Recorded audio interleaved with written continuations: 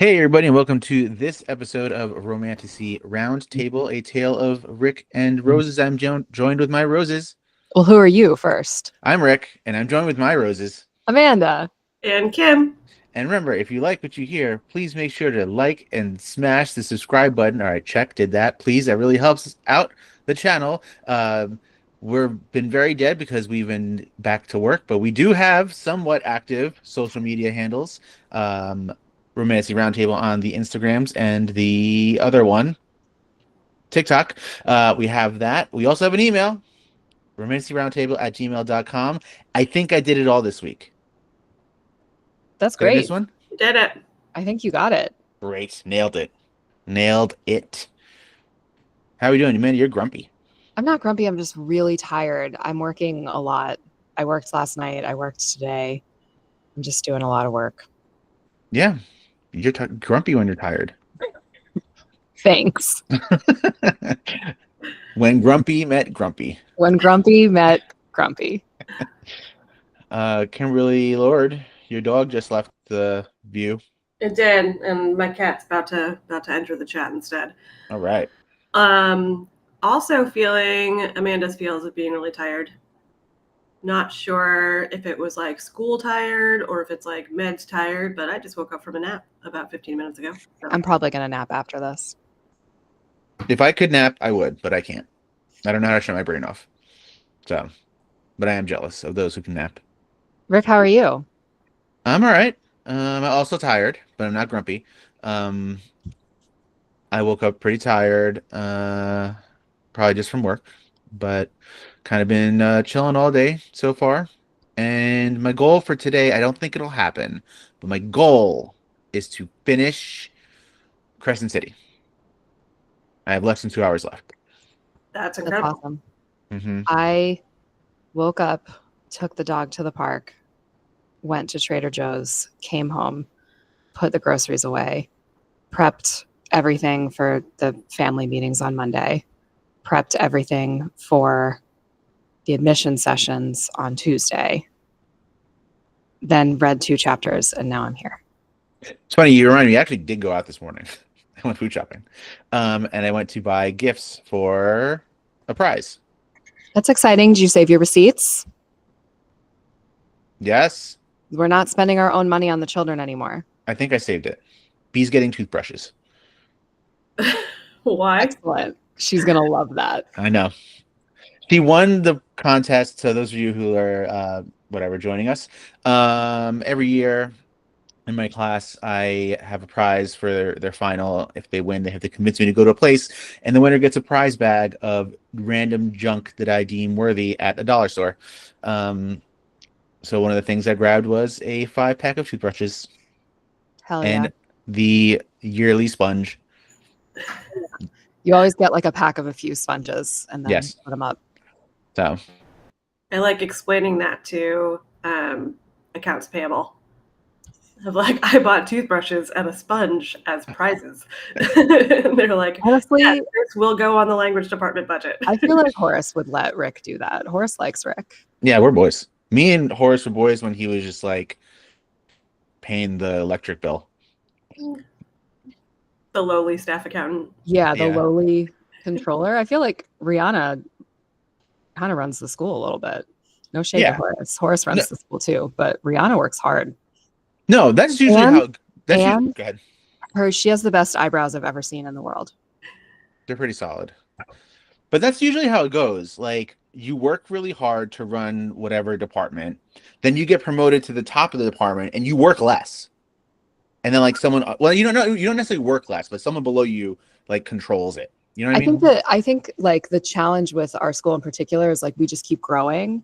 And so like I think Horace was working the maximum amount that a controller would have worked in the size of school we were, and now he's working the maximum amount that a CFO would work, and Rihanna's working the maximum amount that a controller would work because the school is bigger, and now there's people under her. So it's a lot, man. I don't want to do that job. No. You know what I don't want to do? I Go will ahead. say, leadership does not equal less work. Again, Rick, welcome to middle management. Leadership, not less work. You know what isn't less work? Surviving Enchantra. Guys, we finished Enchantra. We did. Kim finished it 5 minutes ago, which is why she was late. It is true. I did have like 10 minutes left when I went out of my nap, and then I woke up and I texted you guys and I was like, I need 5 more minutes because I need to finish the last chapter. Rick and I finished it The day 24 we hours recorded. after we last recorded. It's true. It's true. I did. So we did finish Enchantra. We'll talk about our feelings of the book, I guess, after a re-review. I did send you some notes. I do have ChatGPT notes. These are the Gemini notes. I think these are better, but if you don't like them, I can send you the ChatGPT ones. But ChatGPT, I don't know. She really struggles with like reading PDFs if they're formatted a certain way. She was able to read the EPUB file. I still think Gemini did a better job, but you are the leader. Yeah, I think honestly, I'd like to be the kind of person that makes our own notes, you know, but I just I don't know her. Like I can't be her. I don't know. I've tried to be that person for a bit, and then I just like enjoy reading it and like I don't want to stop. Yeah. That's the problem. All right, so we're reading chapters 36 through the end. So we're kicking off with chapter 36. So when we last left our heroes, Genevieve and Rowan, they had gotten their immunity token and the new round was starting and they're going to use their immunity token to travel to hell. So that's when we left them. So in chapter 36, they go to hell where Rowan's family lives. On the way, they have a near-death experience in an alley with a demon who tries to steal Genevieve's eyes. It was gross. Yeah, it was weird. They visit a shop where Rowan buys Genevieve a golden cuff bracelet with an inscription that reads, "The light is wherever you are." Rowan then leads Genevieve to Knox's estate, Knoxium. Hell yeah. To visit his mother, Vera. I love it. I love everything about that. Yeah, couple things that came up here. Umbra does not enjoy hell very much, so she doesn't go. She doesn't like it there. And we get the circles of hell again. You love the circles of hell. You love when a book is a book. I love when a book is a book. Knox's estate is in the greed circle, which makes sense with everything we know about Knox. And Knox is named after Knoxium, not the other way around. And also, something, go ahead. No, Rick, you go. You're fine. No, go. I have nothing important to say, ever. I was going to say that I thought hell actually sounded like a fun place from their description of it. And so, sure, there's like demons going around, and Rowan had to kill the little 3-foot tall demon that tried to attack Genevieve in their first like 5 seconds of being there. But there's like all these little shops, and Genevieve wandered into one of the shops, and the women inside were like, "Oh my gosh, hey, we watch you on the Enchantrogram." Whatever. Yeah, they met some fans. I wrote that. That was a note. That's what I was going to say. Yeah, which was super cute, but also like there's shops and people are like out living their lives and having a great old time. So it just felt like city. It sounds way better than Enchantra and Phantasma. Yeah. I was going to write that. I was like, oh my God, they have fans. It's pretty awesome. Like, I kind of love that they have, it's like their reality show. And yeah, it's like, I guess we had our own idea of what hell was. And hell is just a place. Like, just a place. Like, like Norway. But hell. Why Norway? I don't know. I could have said Greenland, but I picked Norway. Why? Okay. It's like hell is like Hallstatt. It's like a nice little town. People go shopping and stuff. It's great. We love a little hell. Chapter 37. Genevieve and Rowan visit Vera. So that's Rowan's mom. She's there. She's very sick. She's got crimson rot, but she's excited to meet Genevieve. Vera recognizes Genevieve's positive influence on Rowan, but as they leave, a scream echoes through the castle and they discover that Seven has been killed and is going through a painful resurrection process. Genevieve and Rowan sit with him, and Seven explains how he has grown to see the positive side of being mortal and how it has changed Rowan's perspective on life. Going back to like hell isn't the worst. I only took notes for 3 chapters in this. One note that I made for this one was, when they explain that, okay, if they lose an Enchantra, they go to hell. I'm like, oh, that's probably got to suck for like an hour, for like a year. And then I was like, they're just kind of chilling. They're like on the couch, just chilling and lounging around. Like it's like, okay, it's like, all right, you have to go away on vacation for a year. Yeah, I mean, I do think that Knox makes them like do stuff. Probably, but it Like, doesn't seem like the worst. yeah, so like one of his bros is like off running an errand in Nocturnia. Mm-hmm. And then they're like, "Oh, we'll talk later." And my note was like, "We'll talk later. The book is almost over. Like, what do you mean we'll talk later?" There's a lot of that. They also did arrive, and they're just eating dinner in the dining room. Right, that's kind of what I meant. Right, to Rick's point, it does just sort of feel like, oh yeah, we're here now. We live in this wing of Noxium, and yeah, he occasionally sends us out to do his dirty work, but also like this is just a place. Yeah, but I guess also just like keeping in mind that they're like hell beings, like they're not mortal souls who are like being tormented. So hell isn't designed to be painful for them, I guess. Yeah. I don't know. I do think there's a lot of like the heaven and hell, like angels and demons in this world, aren't really like bound by Christian morality. So I do think that there's like hell's just a place. Right, exactly. Like Norway. If you are from Norway, I'd like to apologize on behalf of Romantasy Roundtable to all of our Norwegian listeners. I really enjoy your pavilion at Epcot. I really like the Maelstrom ride, and I was disappointed when they turned it into Frozen. But I do like Frozen. If you also like Frozen, I imagine it's kind and generous to your people. I have also been to Norway twice and can confirm that it might be a place, but it is not like this iteration of hell that we were reading about. Norway seems nice.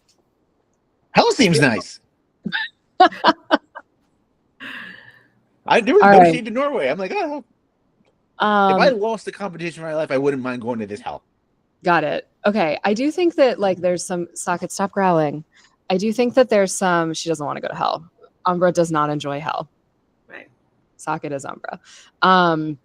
I do think there's some like confusion around the chapters here. Okay. So in chapter 38, I wrote 7 loses off screen, which we said was going to happen, right? That someone was going to lose off screen. So I think that's at the beginning of chapter 38. This is also where we learn that 7 and the other one. Rowington. No, they're blood wraiths. The guy who was like whipping himself. Brave? Covington. Yeah. Covington. Yeah, Coven. So they're blood wraiths, which means that like the blood energy like builds up and they have to like release some of it. So that's why he was like self-flagellating at the beginning. And they also like kind of eat blood, which is why 7's always like sucking on a blood lollipop, which I thought was interesting and like didn't go anywhere, but might be something that happens in the 3rd book. I don't know. I did like that. Yeah. That they explain that. I'm sending you ChatGPT notes if you want to try these. Okay. Yeah, that was cool. I was like, okay, we're getting a little world building and lore. Liked it. Liked it. My next 2 lines of notes say OMG bargain and then OMG another bargain. Got it. Let's see. This was Knox, because this is when she goes to Knox's trove. Got it. Yep. Okay.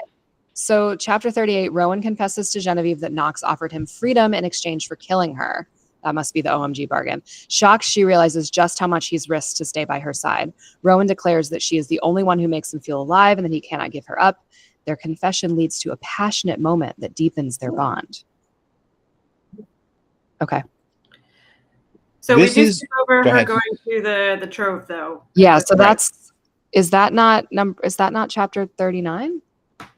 I have it as 38 in my note. I don't know, y'all. Talk about the trove. Yeah. So basically, Knox is like, tells Genevieve, like, come with me to my trove. And I forgot what he's going to give her. He's like, Go ahead. I don't know. Go ahead. No, am I wrong? No, you're right. He gives this as a gift for everybody who comes into Noxium for the first time, is that they can go into the trove with him and choose one item to take with them. I thought it was because she was going to win favored. That might also be what it was. It was. You're Go right. ahead. It was. You totally are Yeah, correct. it's so they're in Noxium. She's going into the trove because she's going to win favored.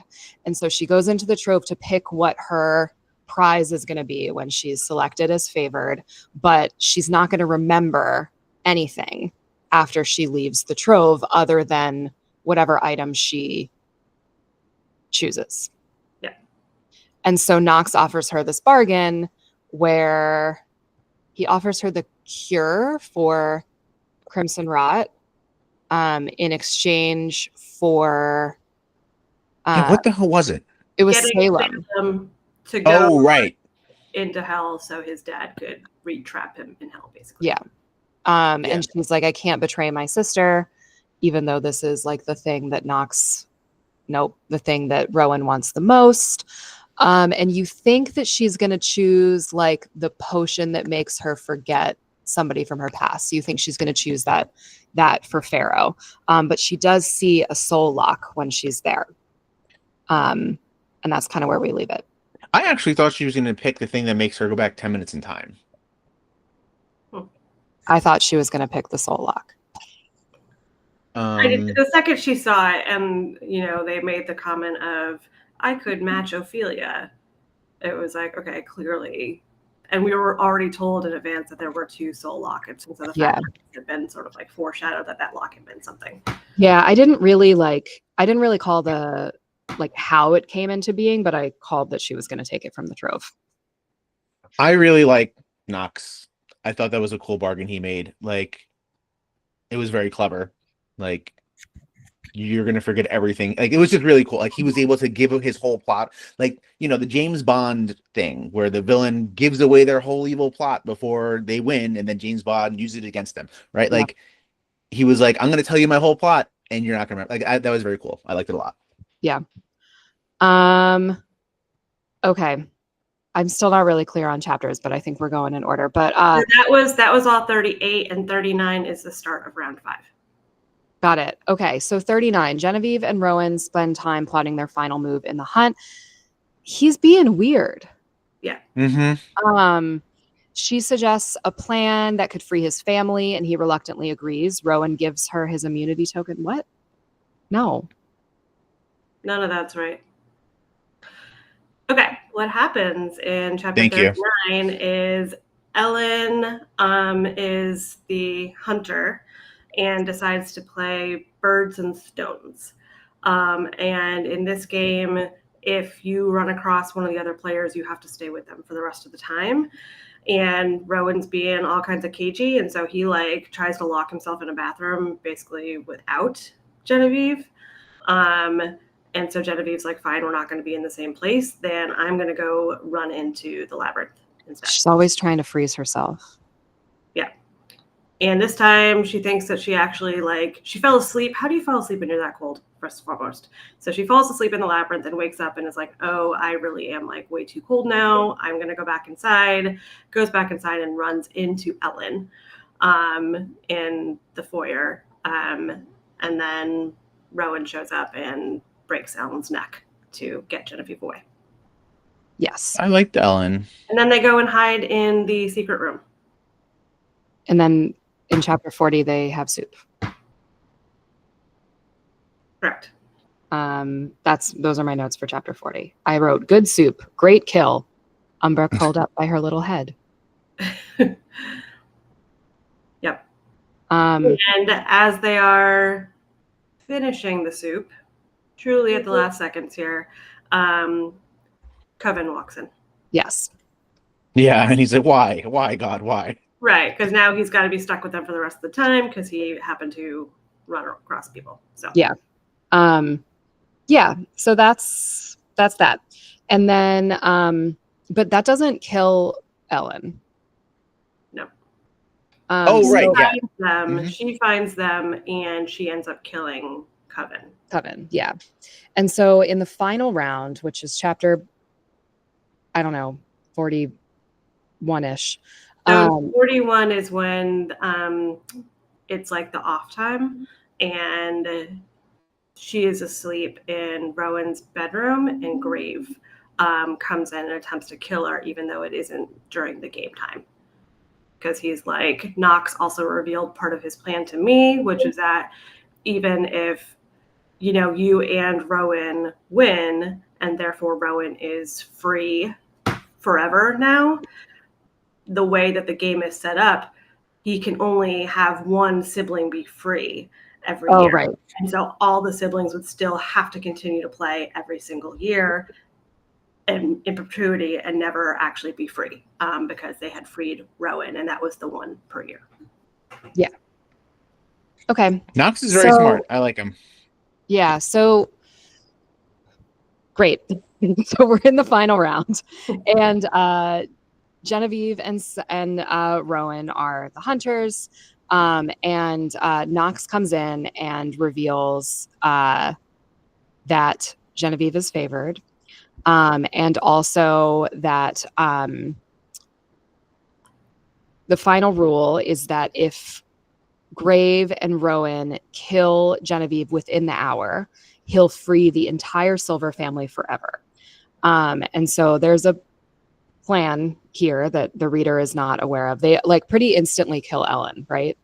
So that was technically the round before, but what happened was they got the knife and Ellen was like, I forfeit.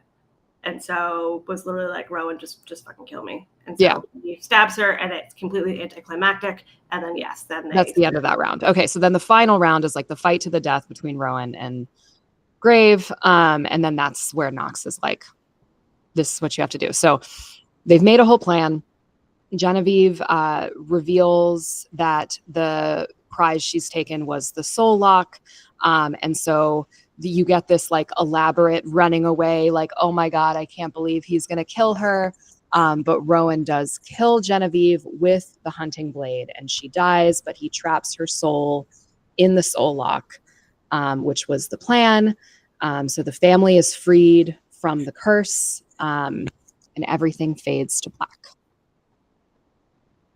And Grave he was a good guy. Grave was a good guy. He did, as I said to Rick, as I taught Rick, that's called a reverse heel turn. It is. It's a reverse heel turn. When you think the guy's going to be bad, and then he's good. Grave was in on the plan.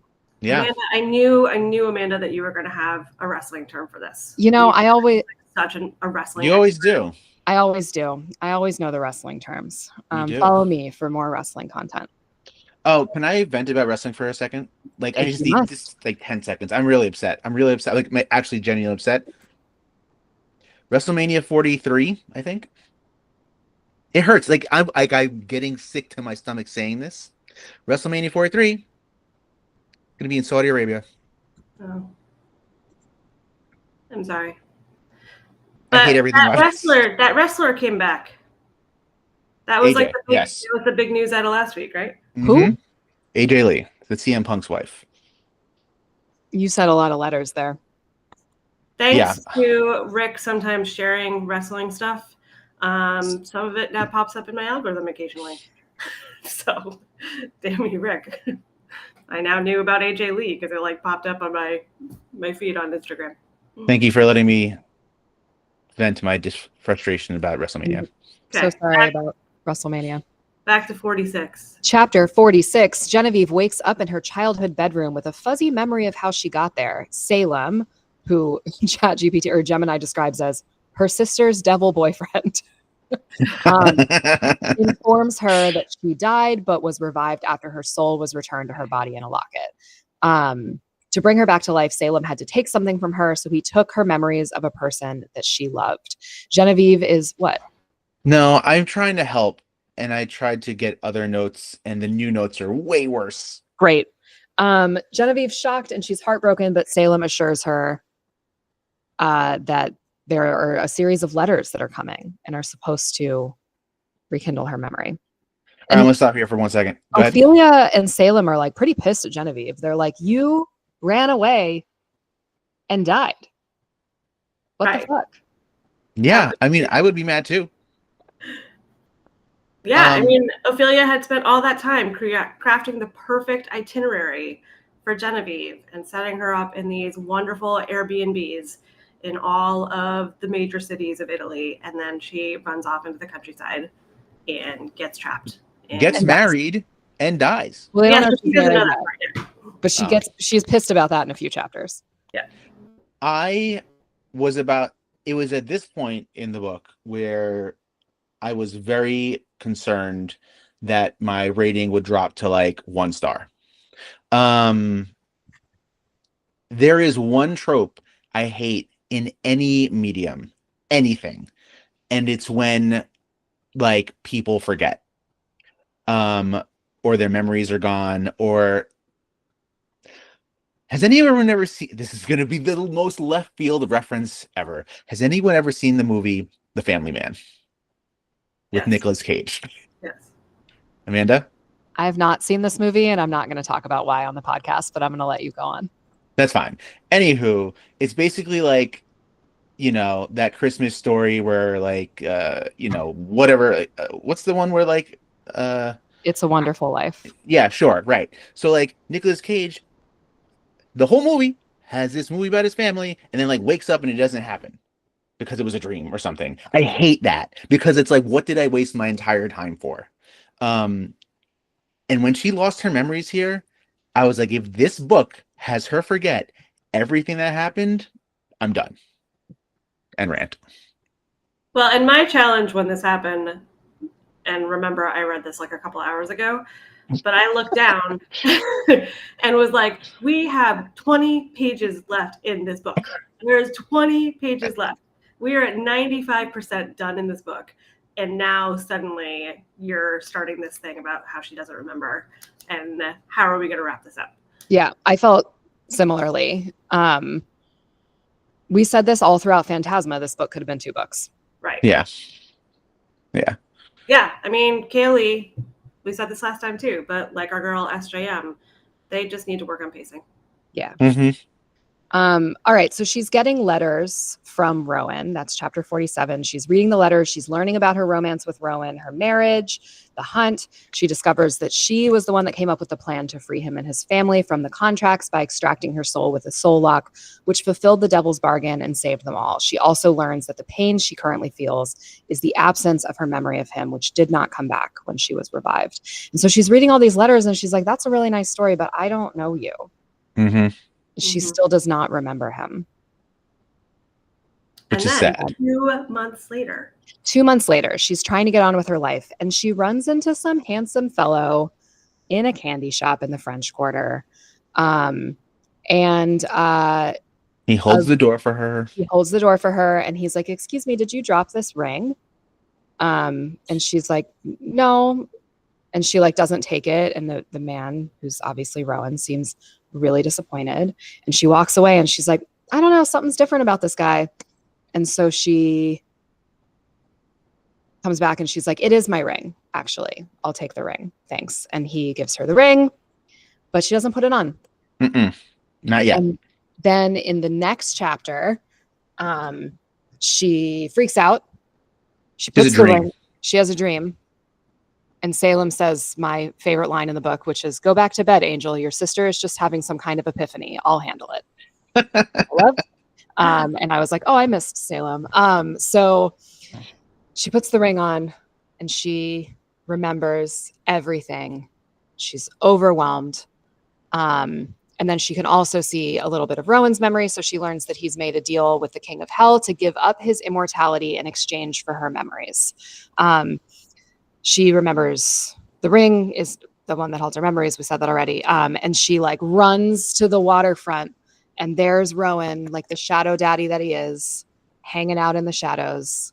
And she's like, "What would you do if I didn't come?" And he's like, "I would have hidden in the shadows for you forever, waiting for you." She confesses her love. They share a passionate kiss. And that's the end of Regulation Time. I liked it.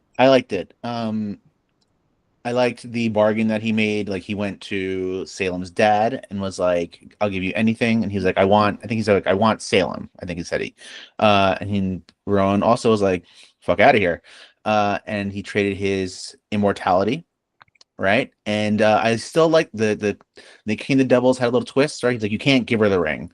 She just has to put it on She has to herself." choose to put it on. Yeah. Again, like you said, could have been 2 books. Like it just happened really quick, right? Like that could have been drawn out for much longer than what it was. Because that's the whole plot of the Little Mermaid, right? So tell me I'm lying. Go ahead. I dare I'll you. take it. So I really liked it. I like that. I wanted more. You know? I did like how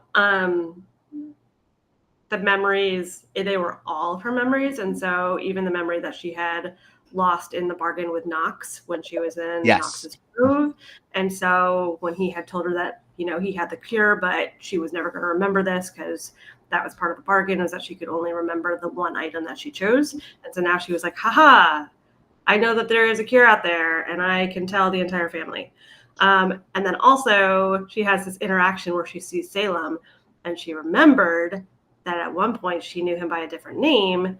And then if we remember from the last book, Salem's whole deal was that everyone was going to forget his true name that he had made with his father. And so she obviously now remembers his true name. Yes. We didn't talk about this in the Trove, but the reason why Knox is the only one with the cure for the Crimson Rot is because he invented it. Yeah, that was big. Yeah. Right. And he invented it to like control people, right? To like control them, right? Yeah. There was also another part, like I think it was in the flashback when Rowan, I don't remember when Rowan was leaving the devil. There was another character who like Yes. pushed past Rowan and was like, "Fuck you, I'll get you later." That was dude from the first book, probably, right? Sinclair? Yeah, that's what I was thinking. That was my thought. Yeah. Okay. Yeah. Unless there's a third guy. True. No, that's probably We've got, and she spends the last 10 pages of this book, 20 pages left to like wrap this thing up. And so we have like 10 pages of like actual plot that tied it all into a bow, and then like 10 pages of setting up the next book. Yeah. So that's the epilogue. 2 months after Genevieve and Rowan's reunion, they're all living at Grim Manor. Rowan, Grave, and Seven are still trying to find a cure for their mother's crimson rot. Genevieve learns that breaking the contracts to Knox was only the first step, and now they have to find a way to break the curse that binds them to him forever. In the final scene, Genevieve and Rowan share an intimate moment and promise to have a lifetime of passion and adventure together. I will say that I liked that Salem and Ophelia and the first book, both immortal, and Genevieve and Rowan and the second book, both mortal, because I don't think I like the trope of like one of us is immortal and one of us is mortal. That sounds really sad to me. Yeah. So I'm happy they both have the same life expectancy. And then one of the things that they set up, I think either I read this completely wrong and I'm willing into existence. It seems they've set up the direct thing that they have to do next, which is go to like some frat bro devil college. I'm with it. Yeah, the secret society of devils. I want to see them like doing keg stands. Like I want to see them playing beer pong. I'm very excited for that. Right. Come on, it's gonna be really cool. And Amanda, 100% correct since book number 1 here that Lucy was going to come back. What's her deal?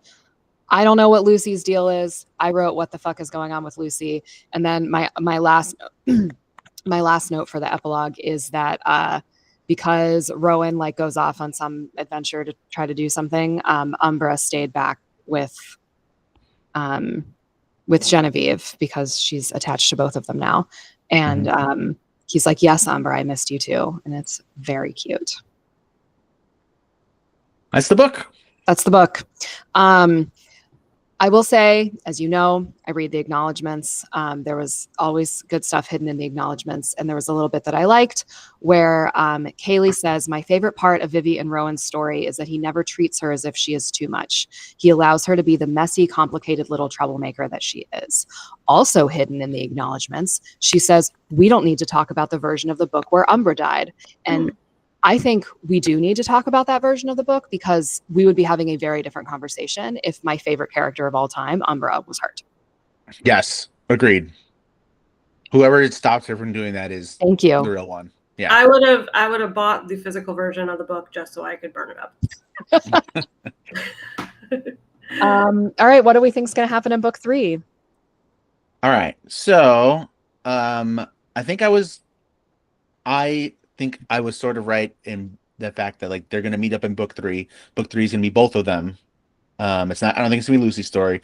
It's gonna be both of them going to do fucking keg stands, going to do some Jaeger bombs. Right. But it's gonna be a they're big not party. the ones who are doing the keg stands. It's Seven who's going to go do the keg stands. Right.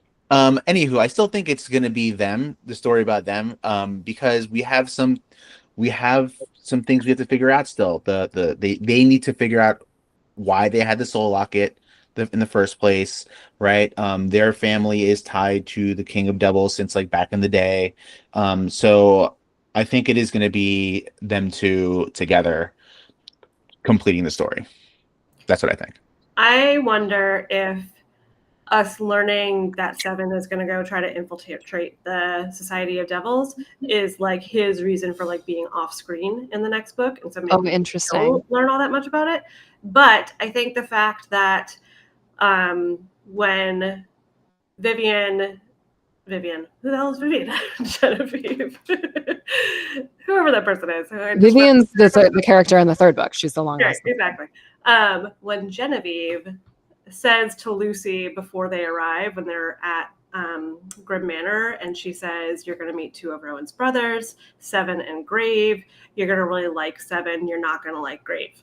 So now I'm like, ooh, have we set up the relationship in book 3 as Lucy, That's Grave, what I thought too. like enemies to lovers, or grumpy sunshine, etc.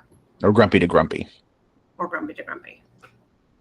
Yeah, I think the only characters we have left that we really could have a story about are Lucy, Seven, Grave, and I suppose Ellen, but I don't think they're going to make Ellen a romantic lead. I would like to learn more about all those people, but I think it would feel strange to have the first 2 books be so deeply about the Grimm family and have the 3rd book be about Lucy. This is where I would kill for some novellas. Yeah. You know? Fair. Like, that would be awesome.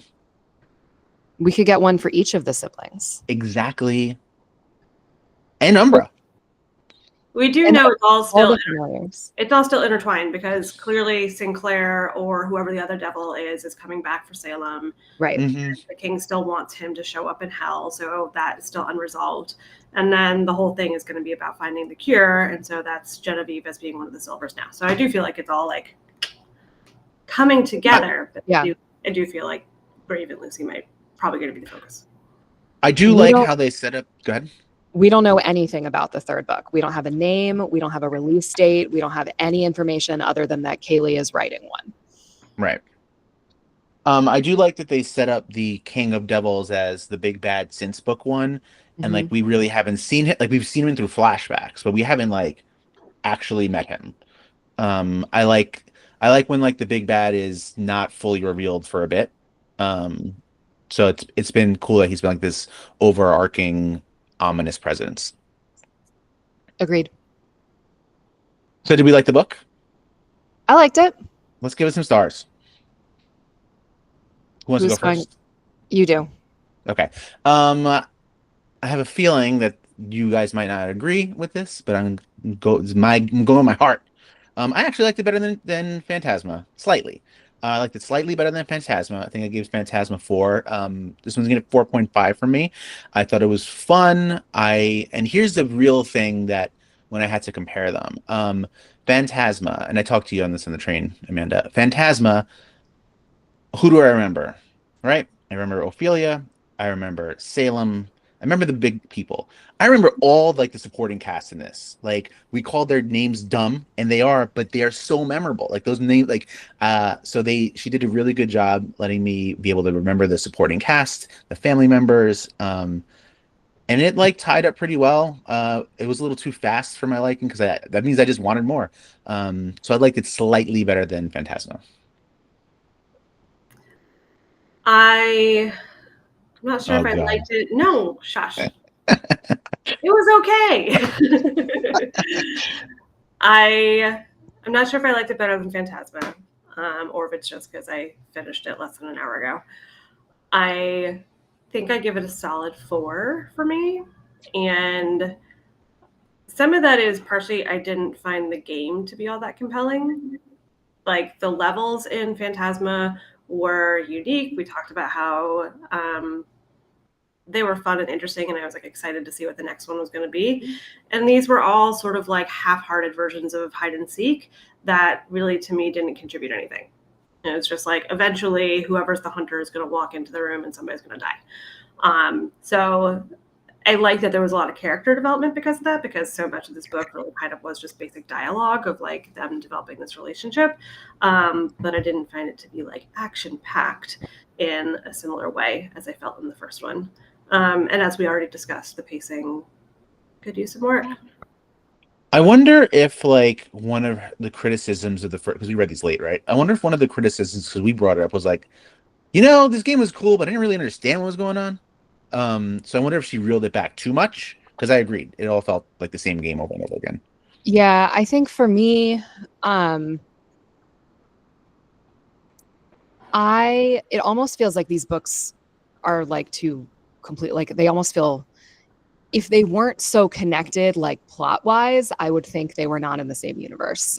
They have very little in common in their writing style, in the way they handle action, in the way they handle horror, in the way they handle soup. Like they're very different. I think this book is sitting at a 3.5 for me. And I gotta tell you, like that's a perfectly fine rating for a romance novel for me. Like that is 3.5 is what I give a romance novel that I read and enjoyed and won't think about 3 months from now. And that's how I feel about this book. As you're talking about the other characters and the tie-ins to one, and like it might. I rounded it up to a 4 on Goodreads. It's at a 3.5 on Storygraph for me. It might lean towards a 4 when the series is done, just to kind of see how they tie up all those loose ends. But yeah, I think also like something that really, really stood out for me in Phantasma was the mental health aspect and how accurately I felt it captured OCD. And I wouldn't expect Kaylie to write about something that she doesn't have that perspective about. And it would have bothered me if Genevieve had the same kind of OCD that Ophelia had. So I don't know how she could have done that here. But I do hope if the third book is looking at both of them, that we get a little bit more of like post-therapy Ophelia, like that's peppered in a little bit more, because I really liked where that landed at the end of the first book. So it's a 3.5 for me. It could be a 4 depending on how the series wraps up, but that's like a fine, that's what I rate most books I read. Mm-hmm. I don't disagree with you. Like if this were a one-off, I think I'd give it a 3.5. I think for me, the full extra star comes with how it's tying everything together for me. So I guess what we're averaging out like a 4. Mm-hmm. Yeah. Soup. How many cans of soup are we giving this? I went first last time. Someone else needs to go first this time. I don't know. 3.5. The soup's good. There's not very much of it. I don't know. I had my stars prepared, but I didn't have my soup prepared. I like the shadow soup. Mm-hmm. I guess I like, I don't know. The soup, I guess it's a 4. I don't know. There's good soup. There's not a ton of soup. It's not as like intense as the first book soup. Mm-hmm. The first book is like really reads like an erotica, and this one doesn't to me. But the soup that we have is good, I guess.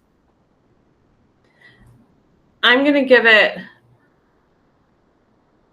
a 3. Stick with me. So it's partially because yes, we were set up so well in the first book to be like, oh my gosh, like Kaylie writes soup, and it is impressive. And so I do think the soup was good. Would have liked to see a little bit more of it. And my biggest problem actually with the soup comes down to the fact that so much of it was voyeuristic. Which happened a little bit in the first book too, but here it's like they're like literally putting on a show. And that felt kind of icky. And then like the number of times that they're like basically doing it in front of his siblings and his dad at one point when they're like outside the dining room. I'm just no, that just feels That is not Kim's trope. Private of a room where somebody is not walking in. The voyeurism didn't bother me here because it was consensual voyeurism. Maybe the family, not so much, but like the fact that they're like doing it for the viewers, like the viewers know what they're tuning into. So that didn't really bug me the way that like, if you're just walking down the street and you see people having soup, you're like, oh my God, I didn't sign up for that. So that didn't really bug me, but it wasn't, that's not my trope. Yeah. Yeah, I feel four for me, for similar reasons like Amanda. There was good soup. There wasn't a lot of it. I wouldn't say I wasn't like voyeurism isn't my trope, but I did like how Genevieve was like, yeah, let's make them watch. I was like, oh, get it, girl. So yeah, good soup. 4 for me. So I guess we're three. We're at a 3.5. Half 3.5 We're cans at a of soup. 3.5 soup, 4-star book. Yay! Yes. We did it. Which I believe Phantasma was a 4-star, 5 cans of soup book. Yep. We really liked the soup in Phantasma. We sure did. We sure did. What are we reading? I finished Carrie Soto is Back. I liked it. I think I gave it 4 stars. Solid Taylor Jenkins read. Is the sequel Carrie Soto's Front? No, the first book is, well, there's like 4 books in the same universe. Carrie Soto's Side. Yeah. Carrie Soto's Top. No, the book that like, it's Malibu Rising is the one you read before this, but the 4 books are The 7 Husbands of Evelyn Hugo, Daisy Jones and the Six, Malibu Rising, and Carrie Soto is Back. So I've read 3 of the 4. I really couldn't get through Daisy Jones and the Six. I might try again. We'll see. But no, I liked it. I liked it better than Malibu Rising, I think. I liked Carrie. And she's like not really a lovable character. So that was cool. And now I'm reading a book, So Something and Something. Very memorable. We must love it. I remember the name of the first book. I don't remember the name of the second book. You guys keep talking. I'm going to look it up. Kimberly, Lord? I am also, like you, Rick, still on Crescent City. I have like 4.5 hours left in it right now. My hope was to finish it this weekend. I will see tomorrow. There's a lot of work. So we'll see if I get to it. And Amanda's gone. I am reading Crescent City. I am right at the end. I'm really liking it. There are like direct-ish tie-ins to Throne of Glass, which is pretty crazy. Like I'm reading them like I know that, and like I had to check Reddit. I'm like, you know that too. Which means there's like, oh, there's also a direct ACOTAR reference. Like direct. It's not a spoiler for Kim. It's like an Easter egg, but we've all read ACOTAR, so actually I would like to talk about this. I've only read the first 3. That's fine. It's actually in this. So so I don't spoil it for Kim. They find a book, and she just references. She's like, she's looking through these books. She's like, blah blah blah blah blah blah. Oh, the Book of Binding, of Breathings, the Book of Breathings, and the Book of Breathings is what they read in the second book to like. It's there. That's the book. It's the book. It's there. I love when a book is in a book. Oh my God. There's 2 books in this book. Can you? It's in the library. It's somewhere. Okay. Can you hear her grumbling in the background? Now that you. Now I heard that. So anywho, it's stupid Sarah J. Maas with her like 20% left. Let's make the book good. But the problem is that this book is 800 pages, so it took a long time to get to the 20%. But it is like it's going. But I am enjoying it now. I found the name of the book I'm reading, but I'm going to let you finish talking about Sarah J. Maas. I was just going to say this was not just about SJM. I would like somebody to make a fan fiction that is all of the little side character pets. So I want Broccoli and Poe and Umbra and Syrinx. And there's Oh my God, you'd love Syrinx. in it for that matter. I love Syrinx. And he does Harumph that I now know. But I just want them to like go frolic in a field somewhere together and us to be able to read about it because that sounds lovely. Yeah, I want to learn about the other familiars in the Wicked Games series too. Sure. What boring book are you reading? It's not boring. It's called A Heart So Fierce and Broken. It's the sequel to A Curse So Dark and Lonely, which I read over the summer. It's Beauty and the Beast. So Nice. it's a sequel to Beauty and the Beast. So the first book follows these two characters, and this book starts and you think it's going to follow those two characters. The first chapter is from one of those characters' perspectives, and then switch. It's following two completely different people. So that's been really interesting. I'm about halfway through. I like it. It's pretty good. The thing that I didn't like about the first book isn't really happening in the second book. So we'll see. I'm liking it more than the first book so far. Oh my God, she will not stop woofing. And our homework is, Say it into the mic. we don't know. Say We it don't into know the what mic. our homework is. Say it into the mic. She doesn't want to. We don't know what our homework is. So just to give you all listeners an update, we've mapped out what we're reading for the rest of the year. And we know we need to read one more book for the month of September into October. And then we're going to read Mate will come out, which is a sequel to Bride. And then we had agreed to read Quicksilver before that book comes out in November, which will be called Brimstone. So we'll read Mate, then Quicksilver, then Brimstone, and then the Akatar Christmas special. Hell yeah. That'll take us to the end of the year. So we just have one more book to read before we get into all of that. So we don't know what it is.